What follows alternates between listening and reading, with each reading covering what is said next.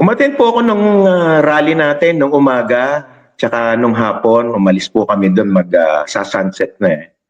So nandun po ako, inoobserbahan ko po yung mga pulis. Sa labas po ng Senado, pulis po lahat ang nandoon. So from inside, iba na namang set po o saa po yung nagbabantay. Ngayon po yung sa first concern, number 1, yung pagpasok po ng mga Marines.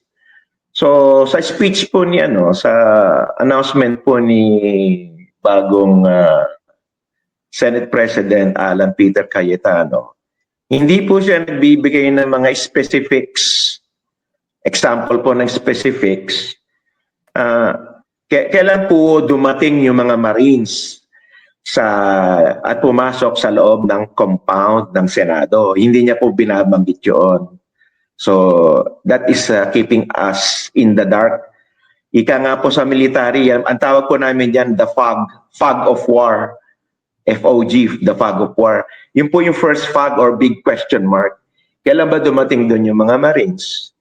Tapos yung next po doon, meron bang NBI sa premises outside or inside the Senate compound? Hindi niya rin po binibigay yun. So that's another fog.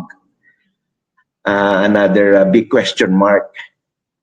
Tapos, yung third po na hindi niya binibigyan ng specifics na detail, kailan po dumating yung SWAT? Kasi may SWAT po doon eh. Kailan po pumasok sa loob ng Senate compound yung SWAT?